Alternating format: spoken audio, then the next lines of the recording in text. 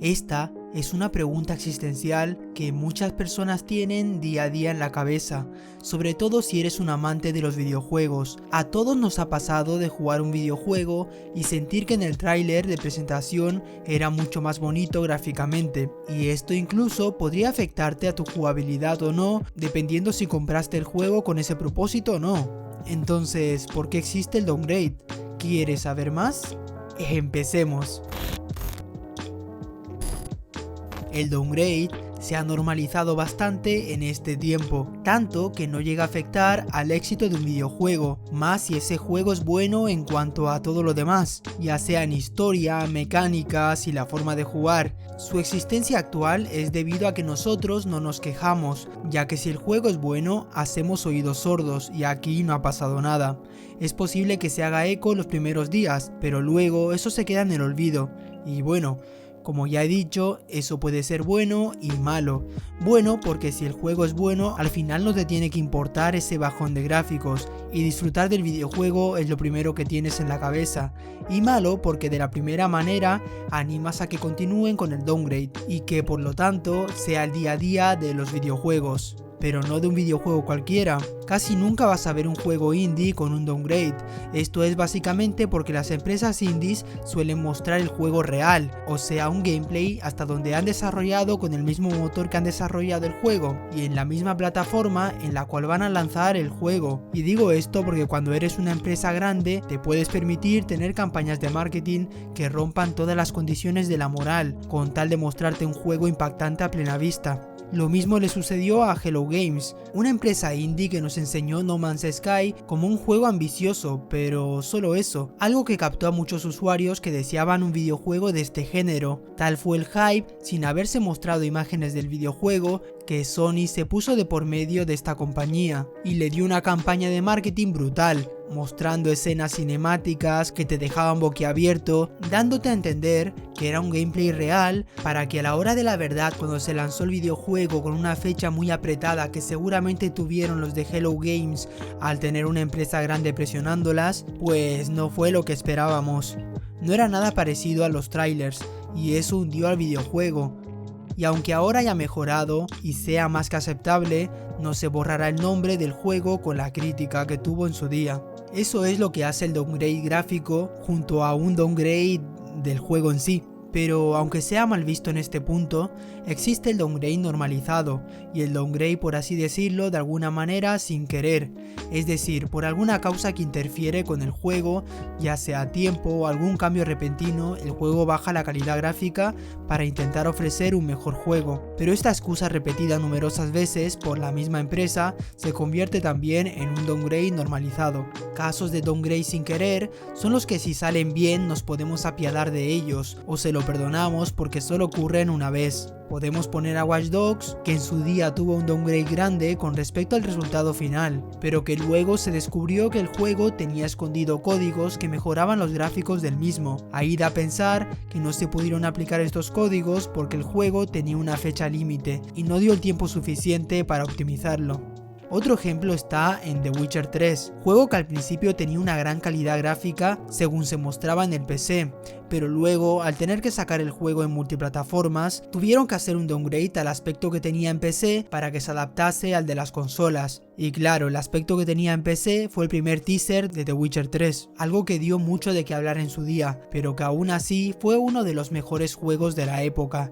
También tenemos el caso de The Legend of Zelda Breath of the Wild, que cuando mostraron el juego se veía con unos colores más vivos y con otro tipo de tonalidad, y eso mientras jugaban en Wii U en una presentación, para que luego hayan tenido que bajarle la calidad gráfica, al igual que The Witcher 3 no afectó y fue uno de los mejores juegos de la época. Pero no se sabe a qué vino este bajón de gráficos, o tenían una fecha límite al lanzamiento de Switch y el querer lanzarlo el mismo día, el problema de la batería de la Nintendo Switch, o el querer expandir más el mundo de Zelda con una interactividad con el mundo increíble.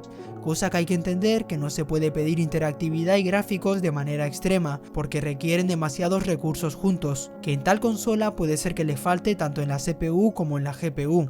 Algo curioso es que a partir de ese momento, Nintendo notó el downgrade que realizaron y aparte de no hacerlo nunca más, decidieron hacer lo contrario, y es el llamado upgrade de los gráficos en los videojuegos, algo que si eso hablaré en un próximo vídeo.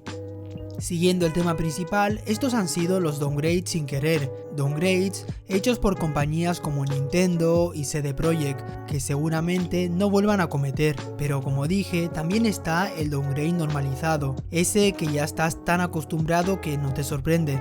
En su mayoría, al ser normalizado, no tienden a ser tan drásticos como los que son sin querer, pero de igual manera, si le prestas atención, se notan. Y aquí el principal problema está en que no muestran el juego en la plataforma donde se va a jugar, sino que en la mayoría de los casos nos muestran un gameplay que están capturados en PC, cuando podrían ser exclusivos o patrocinados por otra consola. De esta manera también nos enseñan juegos in-engine en vez de in-game, y eso puede llegar a engañar con el aspecto final de un videojuego, en el que in-game es claramente mostrarte el gameplay sin más, y en el otro caso, in-engine es mostrarte el juego en movimiento en el motor con el que se desarrolla el mismo. No es el juego final, sino una simple muestra.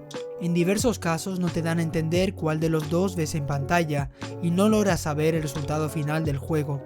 Juegos con downgrade normalizados, estaría casos como Halo 2, Uncharted 4, Forza 5, God of War, Master Effect Andromeda, y así podemos seguir con una larga lista, aunque algunos son más descarados, como Anthem, donde se veía un juego que iba a romper con el mito de interactividad y gráficos en extremo es imposible, debido a la calidad que reflejaba el juego y al mismo tiempo los movimientos del mundo a la vez que te movías en él y destrozabas partículas del mismo, algo que ya a plena vista decíamos que iba a tener un downgrade. Y es que llegar al punto de saber que un juego va a tener un downgrade nos deja ver en qué posición tenemos a las empresas a día de hoy y hasta qué nivel desconfiamos de las mismas. Eso sí, luego volvemos al dilema de comprar o no el juego. Frases como a mí no me importan que bajen los gráficos, igualmente me lo voy a comprar, cuando mejor quedaría decir a mí no me importa que me engañen.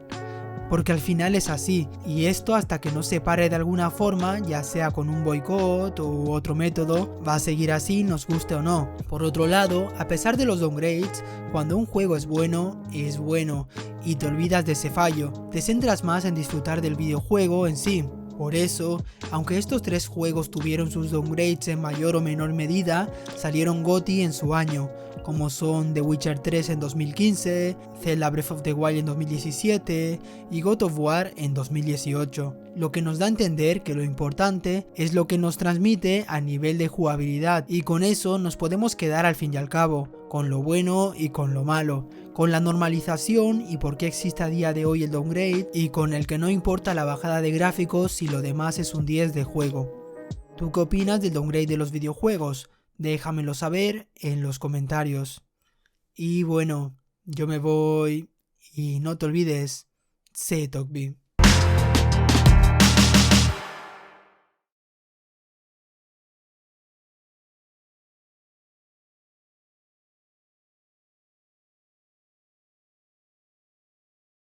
Si has llegado hasta aquí, dime qué juego has jugado que tenga downgrade y te guste demasiado. De esos que no puedas resistir.